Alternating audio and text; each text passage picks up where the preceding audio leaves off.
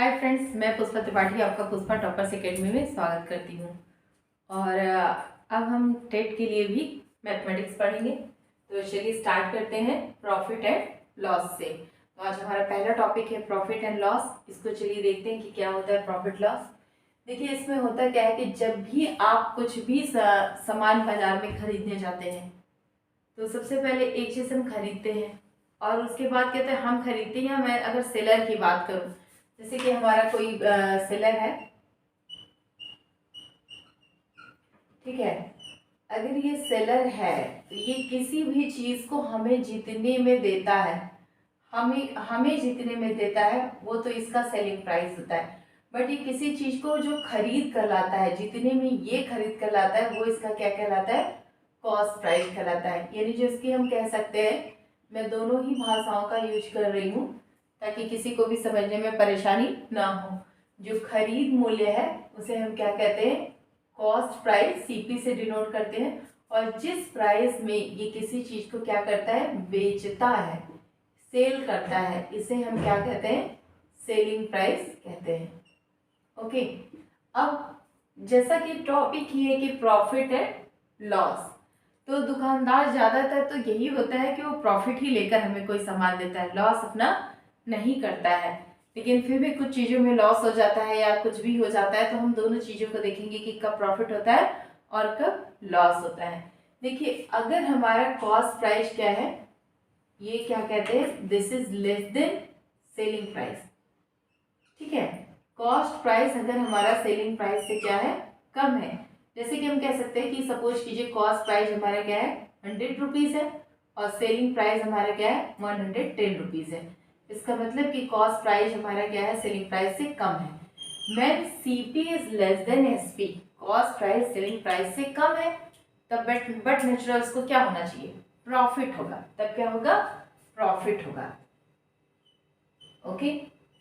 लेकिन अगर उसने किसी चीज को ज्यादा में खरीदा, ऐसा कभी कभी होता है, हो सकता है कि किसी सब्जी वाले ने 10 रुपए केजी खरीदा हो और उसका मटेरियल ना बिक रहा हो, वो उसे 8 रुपए केजी में बेचे।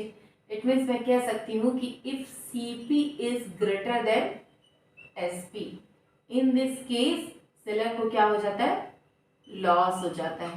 तो ये आप समझ गए होंगे विथ एग्जांपल कि क्या प्रॉफिट होता है और क्या लॉस होता है। ज्यादातर लोग तो जानते होंगे, लेकिन जिनको थोड़ी बहुत प्रॉब्लम होगी वो भी समझ गए होंगे। तो अब इसको हम शॉर्ट में पूरा लिख देते हैं कि सेलिंग प्राइस और कॉस्ट प्राइस क्या है।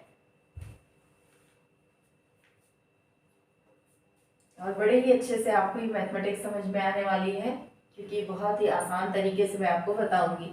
आप पूरा समझने के लिए अंत तक हमारे वीडियो के साथ बने रहिए। देखिए, पहली कंडीशन क्या है? कंडीशन नंबर 1, मैंने क्या कहा कि cost price is less than selling price, ठीक है। इस कंडीशन में क्या होता है? प्रॉफिट होता है। आप भी नोट कर लीजिएगा। अब अगर प्रॉफिट होता है तो प्रॉफिट को हम किस फॉर्मूला से निकलते हैं? प्रॉफिट इक्वल टू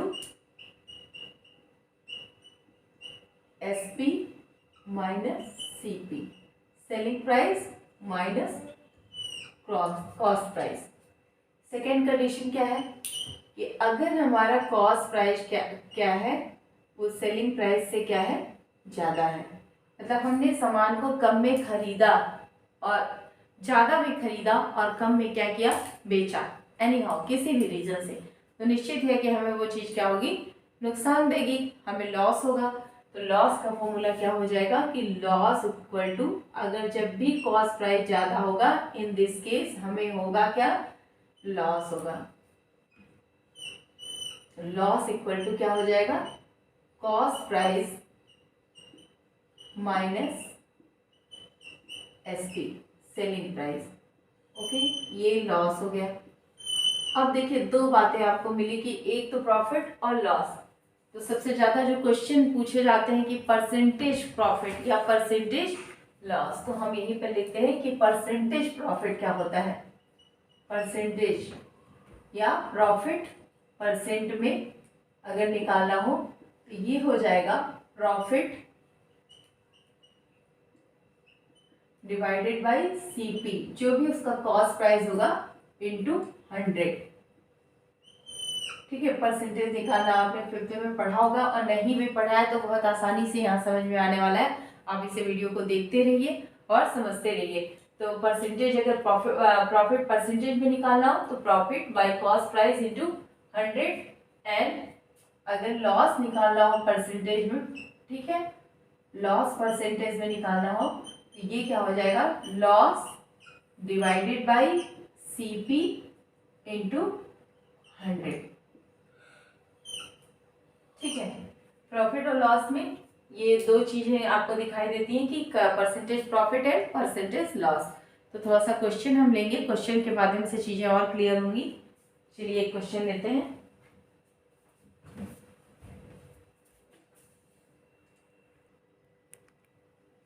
तो चलिए पहला क्वेश्चन है, एक दुकानदार ने एक घड़ी को 1200 रुपये में खरीदा और 200 रुपये उसकी मरम्मत पर खर्च किया। उसे उसने 1680 रुपये में बेच दिया, तो लाभ प्रतिशत बताइए। बहुत इजी क्वेश्चन से हम स्टार्ट करेंगे और बहुत टफ आपके आते भी नहीं है टेट सुपर टेट में, और इसी के साथ हम आगे बढ़ते चलेंगे और बहुत क्वेश्चन कराएंगे।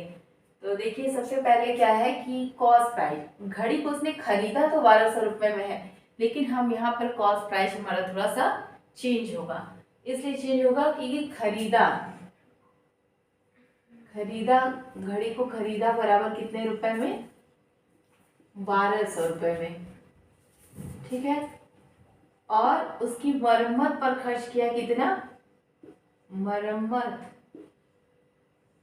पर खर्च किया, उसने 1200 में खरीदा लेकिन खर्च भी तो किया, तो उस पे मरम्मत पर खर्च किया कितना, 200 रुपये, 200 रुपीज। तो उसका जो कॉस्ट प्राइस हो जाएगा, क्योंकि अब उसको कितने में टोटल घड़ी की पड़ी। जैसे कि आप कोई पुराना सामान ले आते हैं, मान लीजिए 20,000 का स्कूटर ले आए, 1000 रुपये उसकी मरम्मत पर खर्च करें, आप ये नहीं कहेंगे कि हाँ हमने 20,000 में खरीदा है, आपने उस पर कितना खर्च किया, 21,000 खर्च किया, तो आपका कॉस्ट प्राइस क्या हुआ, 21,000। सेम चीज है, तो यहाँ पे कॉस्ट प्राइस क्या हो जाएगा, इसको हम सम कर देंगे। तो 1200 रुपीज प्लस 200, यहाँ पे कितने हो गए, 1400, डेट इज ये 1400 रुपये हो गए। अब कॉस्ट प्राइस हमारे ये आ गया, और उसने बेचा कितने में है, एसपी कितना है, सेलिंग प्राइस 1680 रुपये। तो देखिए 1680 रुपये हमारा सेलिंग प्राइस है, तो यहाँ पे जो प्रॉफिट हो जाएगा P इक्वल टू क्या हो जाएगा, 1680 माइनस 1400, क्योंकि मैंने प्रॉफिट बराबर क्या बताया है, selling price minus cost price. तो यहाँ से आपको मिलेगा क्या, 280 रुपये। अब इसको क्या पूछे, लाभ प्रतिशत बताइए। दैट इज आप क्या करेंगे, profit divided by CP into 100, सीधा सीधा फॉर्मूला यूज करना है। प्रॉफिट क्या है, 280 डिवाइडेड बाई 1680 इंटू 100, 0 से 0 कट गया, और ये देखिए 14 से कट जाएगा, 14 टू जाए दिस, 14 1 जा, 14 2 जा, और फिर यहाँ पे क्या आ जाएगा,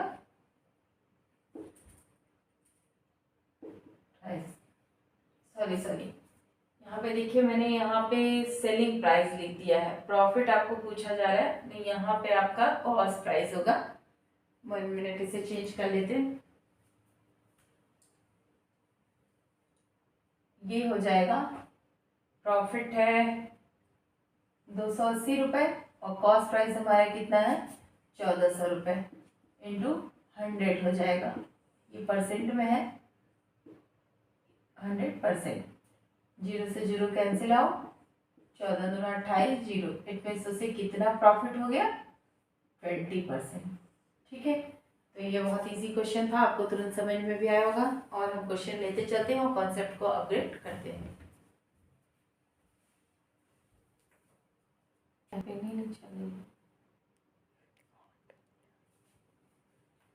चलिए देखिए, किसी वस्तु के क्रय मूल्य तथा विक्रय मूल्य में अनुपात 5:4 है, तो प्रतिशत हानि बताइए। इसमें कुछ भी नहीं करना है, बहुत आसान तरीका है। देखिए ये क्या है कि हम सीधा लिखेंगे, देखिए आप ध्यान से दिखेगा कि क्रय मूल्य और विक्रय मूल्य को हमेशा मैं लिखती चलूंगी।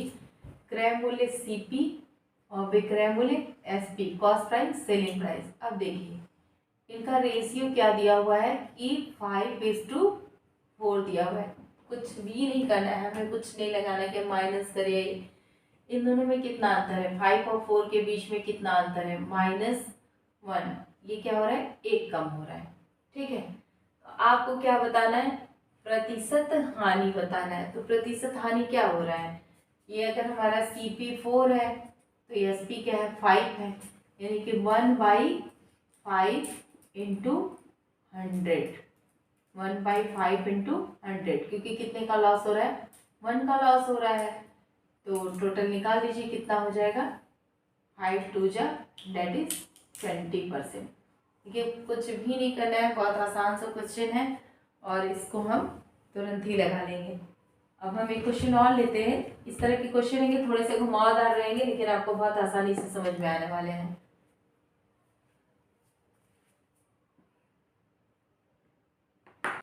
चलिए दूसरा क्वेश्चन है, तीसरा है, तो क्वेश्चन हो चुके हैं। क्रय मूल्य तथा विक्रय मूल्य ये दिया हुआ है, पूरा मैंने स्टेटमेंट नहीं लिखा है क्योंकि लिखने में टाइम लगता है, लॉस होगा टाइम। क्रय मूल्य और विक्रय मूल्य में अनुपात है 20:21 एंड लाभ आपका है 50 रुपए का। तो पूछता है प्रतिशत लाभ बताइए। अब यहाँ पे देखिए हमको पुराना कुछ भी नहीं, हम यहाँ ट्रिक के माध्यम से कर रहे हैं। तो CP इज टू SP, यहाँ पे क्या है, CP आपका क्या है 20 है और SP हमारा क्या है 21। तो ये जो लाभ हो रहा है ये कितने का लाभ हो रहा है, अब यहाँ दिया हुआ 50 रुपए, हम चाहें तो हम यहाँ से क्रय मूल्य निकालें और उसके बाद फिर लाभ से डिवाइड करके फॉर्मूला लगाएं, लेकिन आपके पास आप इसे 20 सेकेंड में लगाएंगे। देखिए यहाँ पे हमारा प्रॉफिट कितने का हो रहा है, 20 से 21, यानी प्रॉफिट 1 हो रहा है। कितने रुपीज पे, 20 कॉस्ट प्राइस है तो हमारा प्रॉफिट क्या हो रहा है, 1 हो रहा है। आपसे क्या पूछा है, प्रतिशत लाभ बताइए।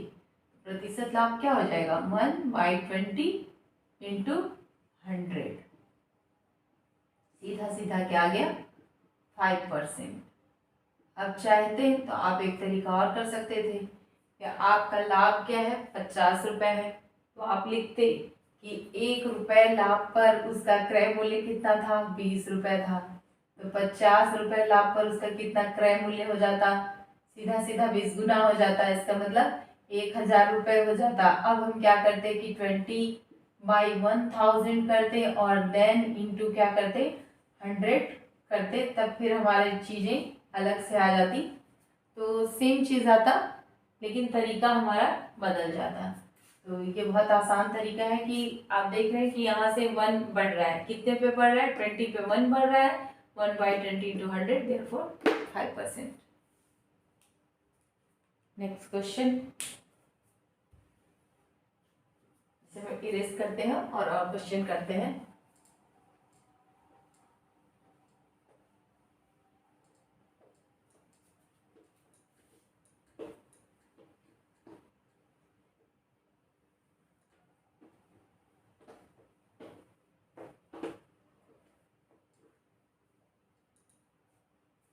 एक क्वेश्चन और लिखते हैं।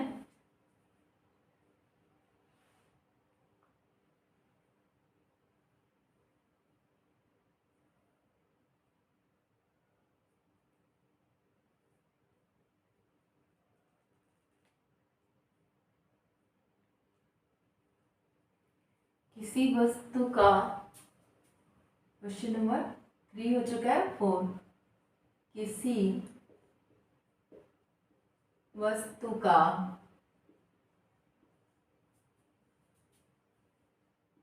क्रय मूल्य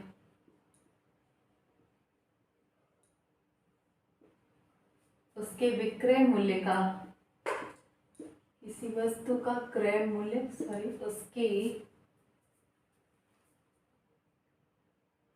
लाभ का 5/2 गुना है, उसके लाभ का 5/2 5/2 गुना है।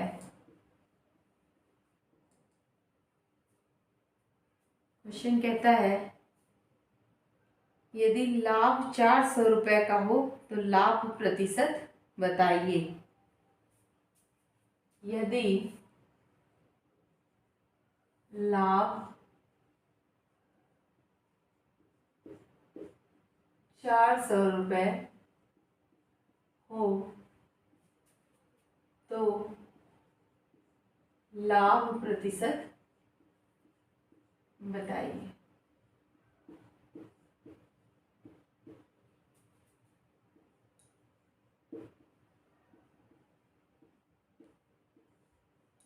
अब देखिए यहाँ पे भी सेम चीज है, किसी वस्तु का क्रय मूल्य यानी सीधा सीधा हम लिख देंगे सीपी इक्वल टू लाभ का 5/2 गुना है, यानी प्रॉफिट इंटू 5/2। यहाँ पे क्या मिल रहा है 2CP इक्वल टू 5P। ठीक है, अगर हम लिखते हैं कि 2CP इक्वल टू 5P तो आपको CP by P equal to क्या मिल गया 5/2। अब देखिए CP by P equal to 5/2, यानी अगर उसकी कॉस्ट प्राइस क्या है 5 रुपीज है, उसकी कॉस्ट प्राइस क्या है 5 है, तो उसको प्रॉफिट कितना हो रहा है 2 हो रहा है। ठीक है, उसको प्रॉफिट कितना हो रहा है 2 हो रहा है। आपसे पूछा जा रहा है कि आप क्या बताइए लाभ प्रतिशत बताइए। सीधा सीधा हमको दिखाई दे रहा है कि ये देखिए 2/5 इंटू 100, जिस फॉर्मूला से मैंने आपको बताया है आप इसे लिख सकते हैं P और CP। P आपको कितना हो रहा है 2 हो रहा है, कितने पे अगर कॉस्ट प्राइस हमारा क्या आता है 5 आता है, तो हमें लाभ प्रतिशत ही तो निकालना है। अगर वो 400 रुपये दिया रहा है जो दिया है, फिर हम वही पुराना प्रोसेस करें कि पहले हम लाभ पे कॉस्ट प्राइस निकाले एंड देन लाभ प्रतिशत निकाले, तो उसमें टाइम लगेगा। Very easy process. आप क्या करेंगे 2/5 इंटू 100, तो 5 2 ज़ा 10 और यहाँ मल्टीप्लाई करेंगे तो 40% है ना इजी। तो इस तरह से आप हमारे वीडियो को अंत तक देखिए, लाइक कीजिए, शेयर कीजिए, सब्सक्राइब कीजिए ताकि सभी लोगों तक सही चीज़ें पहुंच सके। Thank you. और कल हम आगे नेक्स्ट क्वेश्चन के साथ और कंसेप्ट के साथ लाभ और प्रतिशत लाभ और हानि को और भी आगे बढ़ाएंगे। Thank you.